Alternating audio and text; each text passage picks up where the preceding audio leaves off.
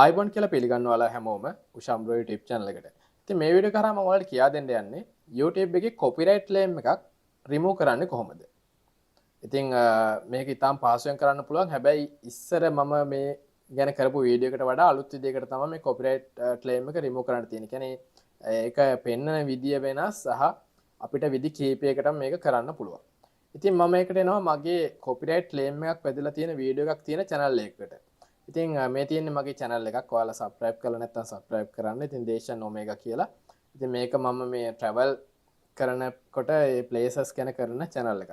ඉතින් ඔයාලා මේ content කියන එකට ආවට පස්සේ ඔයාලට බලා ගන්න පුළුවන් මෙතන restriction කියන තැන copyright කියලා වැදලා තිනවා. ඒ වගේම monetize තැන ineligible කියලා වැදලා තියෙනවා red color වලින්. දැන් මෙන්න මෙහෙමයි. ඔයාලගේ channel එක මේ වෙනකොටත් ආදායමක් උපයන්නේ නැත්නම්, ඒ කියන්නේ revenue එකක් ගන්නෙ නැත්නම්, ඒ කියන්නේ monetize කරලා නැත්නම් මෙන්න මේ තීරුව පෙන්වන්නේ නැහැ. මේ monetization කියන තැන ඒ තීරුව පෙන්වන්නේ නැහැ. ඒ ගැන කලබල වෙන්න එපා, කිසිම issue එකක් නැහැ. ඔයාලට අනිවාර්යයෙන්ම copyright වැදලා තියෙන මේ restriction කියන තැන copyright කියලා පෙන්වන්න පුළුවන්. හැබැයි දැන් පටලව ගන්න එපා copyright strike, copyright claim කියන එක මම එක පොඩ්ඩක් පැහැදිලි කරන්න ඉස්සරහදී. දැන් මුලින්ම මම කියන්නම් copyright claim එකේදී මොකක්ද වෙන්නේ කියලා. දැන් මම මුලින්ම කරන්නේ මේ copyright කියන තැන see details කියන එක ඉස්සරහට ක්ලික් කරනවා. ක්ලික් කරාට පස්සේ එයාලා පෙන්නනවා මගේ මෙන්න මේ වීඩියෝ එක status overview කියන තැන video cannot be monetized. The content ID claim on your video doesn't affect your channel. This is not a copyright strike. හරිද? ඒ කියන්නේ video cannot be monetized කියන්නේ මේ වීඩියෝ එකෙන් මගේ මේ channel එක ඇත්තටම ආදායමක් උපයන channel එකක් වුණත් මට මේ වීඩියෝ එකට ආදායමක් උපයන්න බෑ කියලා කියන්නේ. ඒ වගේම මෙයාලා කියන දේ තමයි මේ කියන copyright claim එක මගේ channel එකට බලපෑමක් කරන්නේ නැහැ කියලා. channel එකට බලපෑමක් කරන්නේ නැහැ. කියන්නේ channel එකේ monetize disable කරන්නේ යාලා. ඒ වගේම channel එක YouTube එකේ remove කරන්නේ මේ දේවල් කියනවා. ඊළඟට this is not a copyright strike. අන්න දැන් මම කියන්න දැන් copyright strike එකකදී channel එකට බලපෑමකුත් වෙනවා. ඔයාලට copyright strike 3ක් වැදුනොත් එක දිගට ඔයාලගේ channel එක YouTube එකේ remove කරනවා. හැබැයි copyright claims වැදුනා කියලා channel එකට බලපෑමක් වෙන්නේ නැහැ. ඉතින් ඒක තමයි copyright strike සහ copyright claim අතර තියෙන ප්‍රධානම වෙනස. හරිද? ඉතින් copyright claim එකේදී මම අර කලින් කිව්වා වගේ දැන් මේ තියෙන channel එතනදී channel එකට ප්‍රශ්නයක් නැහැ. not affected. visibility මේක කොහොමත් public තියෙන්නේ. monetization කියන තැන තියෙනවා ineligible. හරිද? ඊළඟට මම තව මෙන්න මේ දේ පැහැදිලි කරන්න. copyright claim එකක් ගොඩක් වෙලාවට වැදෙන්නේ කාගේ හරි music එකක්. කාගේ හරි ඒ කියන්නේ සින්දුවක් හරි music track එකක් හරි ඕන කෙනෙක් අයිතියක් තියෙන කෙනෙක්ගෙන් අවසරයකින් තොරව අපි YouTube එකෙන් හරි කොහෙන් හරි site එකකින් අරගෙන අපේ වීඩියෝ එකට දැම්මොත් ඒක copyright claim එකක් වෙනවා. ඒ වගේම කියන්න ඕනේ දෙයක් තමයි ඔයාලා සමහරට මේක දන්නවත් ඇති. ඔයාලා පාර දිගේ යනවා කියලා හිතන්න. පාර දිගේ හරි ගෙදරදී හරි කොහේ හරි වීඩියෝ එකක් කරනකොට ළඟ ගෙදරක හරි එහෙම නැත්නම් කඩේකින් හරි ඔයාලා කරන වීඩියෝ එකට ඇහෙන විදියට ලංකාවේ ප්‍රසිද්ධ හරි ලෝක ප්‍රසිද්ධ හරි මොකක් හරි සින්දුවක් යනවා කියලා හිතන්න. ඒක රෙකෝඩ් වෙනවා ඔයාලගේ වීඩියෝ එකේ. ඔයාලා කතා කරන ගමන්ම. ඒක නිසාත් ඔයාලගේ channel එකට copyright claim එකක් වැදෙන්න පුළුවන්. ඉතින් මේවා ගොඩක් සලකා බලන්න ඕනි කරුණු. මේවා එහෙම කවුරුත් කියන දේවල් නෙමෙයි. ඒක නිසා ඒ ගැන සැලකිලිමත් වෙන්න. ඉතින් මෙතනදී copyright claim එක වැදිලා තියෙන්නේ මේ වීඩියෝ එකට සම්පූර්ණයෙන්ම වැදිලා නැහැ. මෙයාලා කියනවා මෙන්න මේ dreamy කියන music එකට. ඒ වගේම මේ music එක තියෙන content found during විනාඩි 6 තප්පර 14යි විනාඩි 7යි තප්පර 53යි කියන duration එක අතර තියෙන music එකට තමයි copyright claim එක වැදිලා තියෙන්නේ. දැන් ඊළඟ දේ තමයි මෙයාලා කියනවා video cannot be monetized. ඒ වගේම ad revenue paid to copyright owner. ඒ කියන්නේ මේ වීඩියෝ එකට හිතන්නකෝ දැන් මේකට වැඩි views ගිහින් නැහැ. මොකද මේවා කාලෙත් එක්ක views එන videos.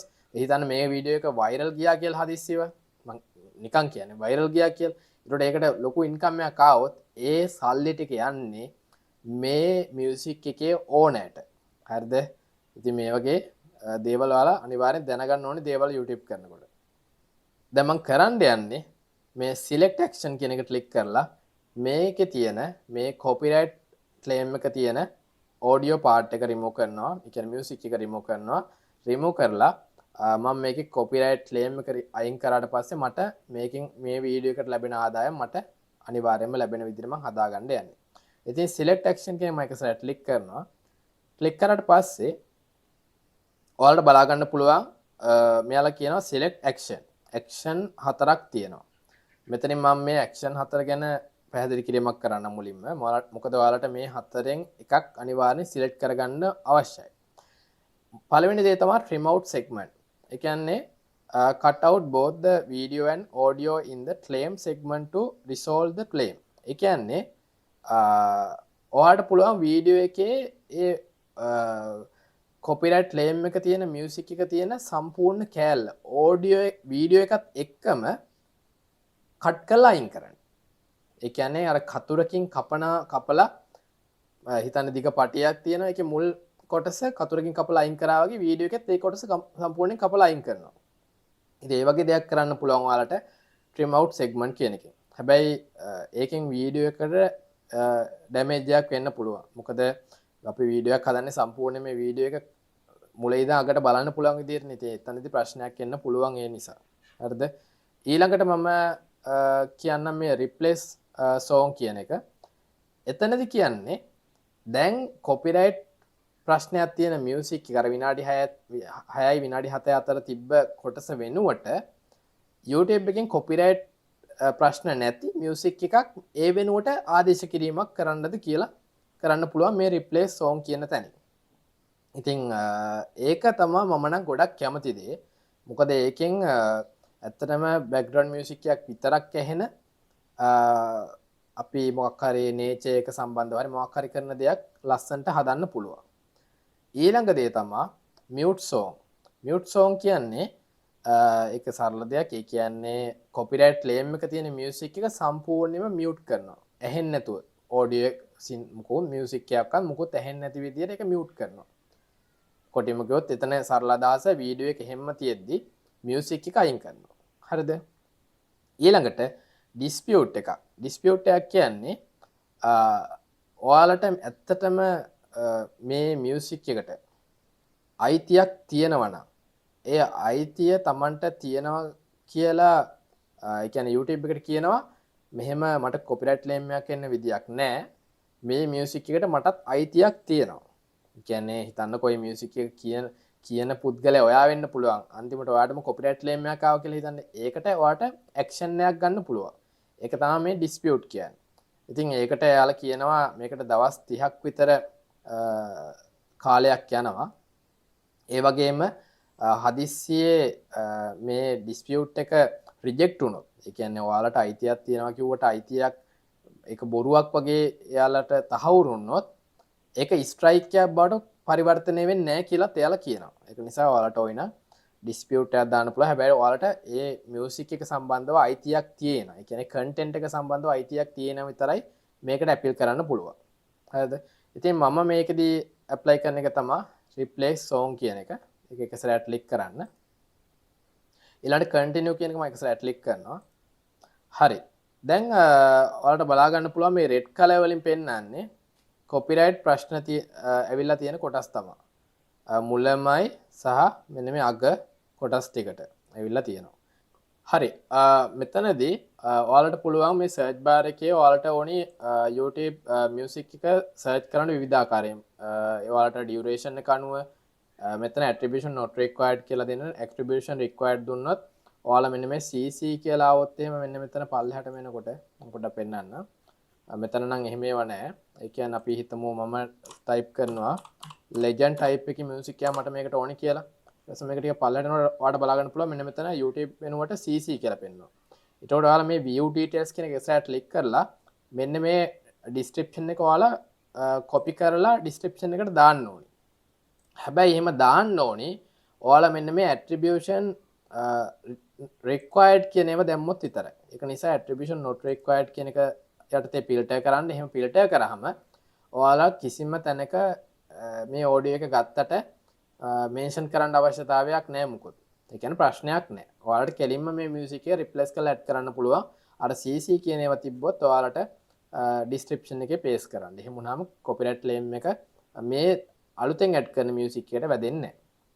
ඉතින් මම මුලින්ම කරන්නේ legend කියලා ටයිප් කරනවා. ඒ කියන්නේ මට අවශ්‍ය කරන මියුසික් ටයිප් එක ඒක නිසා.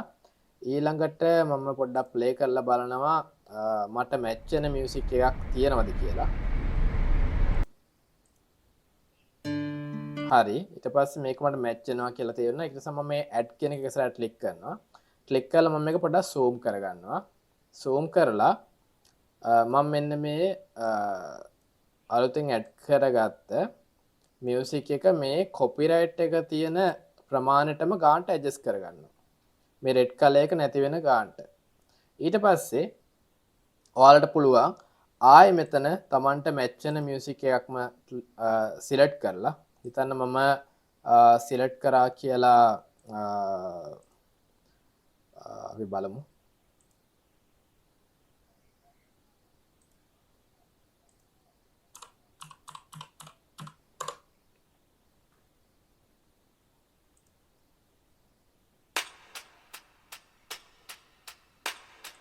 හරි.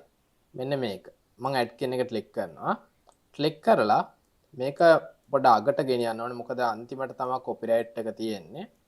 ඊට පස්සේ කරන්නේ මම මේක පොඩ්ඩක් මේ අගෙන් ක්ලික් කරලා drag and drop කරනවා. සහ මෙතනට ගානට මැච් වෙන විදියට මම මේක ගානට ඇඩ්ජස්ට් කරගන්න පොඩ්ඩක් zoom කරන්න අවශ්‍යයි නම් zoom කරගෙන අපි බලන්න ඕනේ මේ දේ. හරි. දැන් බලමු මේක මැච් වෙනවද කියලා ගානට. හරි. දැන් මේ රෙඩ් කලර් තියෙන දෙකම ඔයාලට බලා ගන්න පුළුවන් රිමූව් වෙලා තියෙන්නේ. ඒ කියන්නේ කොපිරයිට් ක්ලේම් එක අයින් කරන්න පුළුවන්ද? ඔයාලට තියෙන්නේ මේ සේව් කියන එක ඉස්සරහට ක්ලික් කරන්න විතරයි. ක්ලික් කරපු ගමන්ම මේ කොපිරයිට් ක්ලේම් එක රිමූව් වෙන්නේ නැහැ. ඒකට ටිකක් පොඩි වෙලාවක ප්‍රොසෙසින් එකක් යනවා. ඉතින් ඔයාලට පුළුවන් YouTube එකේ වෙන වැඩක් කරාට පස්සේ පැයකින් දෙකකින් බලනකොට මේ කොපිරයිට් ක්ලේම් එක රිමූව් වෙලා ඔයාලට මේ වීඩියෝ එකකින් earn කරනවා නම් earn කරන්නත් පුළුවන්. ඒ වගේම අර කලින් තිබ්බා වගේ ඒ කියන්නේ මෙන්න මෙහෙම content වලට ගියාට පස්සේ මෙතන පෙන්න restriction එක copyright නැතුව none කියලා ඔයාලට පෙන්නයි. ඉතින් මම හිතනවා ඔයාලට ලොකු අවබෝධයක් එන්න ඇති කියලා කොහොමද YouTube එකේ copyright claim එකක් remove කරන්න කියලා. ඉතින් වීඩියෝ එක හොඳ අනිවාර්යයෙන්ම like කරන්න, share කරන්න, comment කරන්න. බොහොම ස්තුතියි මගේ වීඩියෝත් එක්ක එකතු වුණාට.